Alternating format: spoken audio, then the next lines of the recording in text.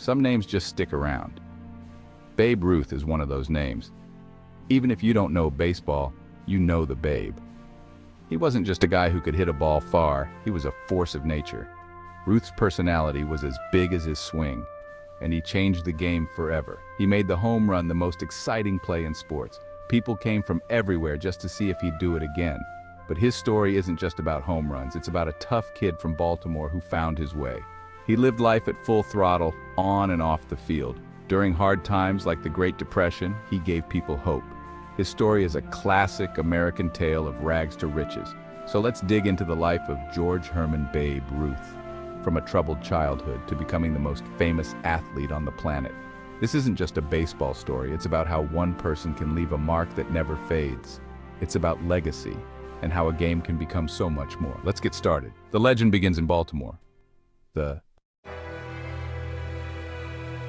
Every story has a beginning, and Babe Ruth starts in Pigtown, Baltimore. Born in 1895, George Herman Ruth Jr. grew up in a tough neighborhood. His parents ran a saloon and worked long hours, leaving young George to fend for himself. He was one of 8 children, but only he and his sister survived infancy. With little supervision, George ran wild, chewing tobacco, skipping school, and getting into trouble. By age 7, his parents couldn't handle him. They sent him to St. Mary's Industrial School for Boys, a mix of reformatory and orphanage. For the next 12 years, St. Mary's became his home. It was a strict, disciplined place, but it gave him the structure he desperately needed. For many, a place like that could break them. But for George, it was the start of something new. St. Mary's would change his life forever. It was there he found the one thing that would define his future: baseball. The wild kid from Baltimore was about to become something more. His journey was just beginning. The legend was taking shape. St. Mary's was strict, but it had something George never had before: order. And it had brother Matthias Boutelier, a giant of a man who became the father figure George needed. Brother Matthias saw potential in George and put a baseball in his hand. Under his guidance, George learned to hit, throw, and field. Baseball became his escape and his passion. On the diamond, he wasn't a troublemaker, he was a star. He could hit farther and pitch harder than anyone else. The other boys watched in awe as he smashed balls over the fences. St. Mary's gave him discipline. Baseball gave him purpose. By his teens, word spread about the incredible player at St. Mary's. Jack Dunn, owner of the Baltimore Orioles, heard the rumors. He needed new talent and came to see George for himself. What he saw was a phenom in the making. Dunn offered George a contract, becoming his legal guardian to get him out of St. Mary's. The wild kid from Baltimore was about to become a professional ball player. The world was about to meet Babe Ruth. The journey from troubled youth to baseball prodigy was complete. But the real adventure was just beginning. The next stop, the big leagues. Baseball history was about to change. In 1914, Jack Dunn signed George Ruth and brought him to the Orioles. The players called him Dunn's new Babe, and the nickname stuck. Babe Ruth dominated the minors as a pitcher, but his talent was too big for Baltimore. By July, Dunn sold Ruth's contract to the Boston Red Sox. In Boston, Ruth started as a pitcher and quickly became one of the best in the league. He helped the Red Sox win 3 World Series titles. But Ruth could do more than pitch. He could hit, and he loved it. Soon he was playing the outfield just to keep his bat in the lineup. In 1919, he set a new single-season home run record with 29. The ace pitcher was transforming into the game's greatest slugger. Fans wanted to see him hit, and so did he. The Red Sox had a problem. Their best pitcher was also their best hitter. Ruth was changing the way baseball was played. The home run was becoming king.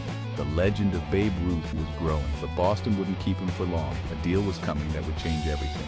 The next chapter, New York. The Babe was about to take center stage. In 1920, the Red Sox sold Babe Ruth to the New York Yankees. The deal would become the most infamous in sports history. Boston fans were crushed. New York was ecstatic. Ruth arrived in the city at the perfect time, the Roaring Twenties. He became the biggest star in the biggest city. In his first season, he shattered his own home run record with 54. The next year, he hit 59. Ruth was hitting more home runs than entire teams. The Yankees, once mediocre, became a powerhouse. Fans packed the Polo Grounds to see the Babe. The demand was so great, the Yankees built a new stadium in the Bronx.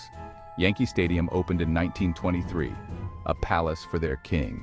It quickly earned its nickname, the house that Ruth built. Ruth wasn't just a player, he was a phenomenon. The Yankees dynasty had begun. Baseball would never be the same. The Babe was rewriting the rules. The 1920s belonged to Babe Ruth.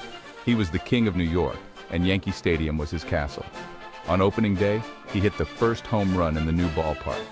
The Yankees won their first World Series that year.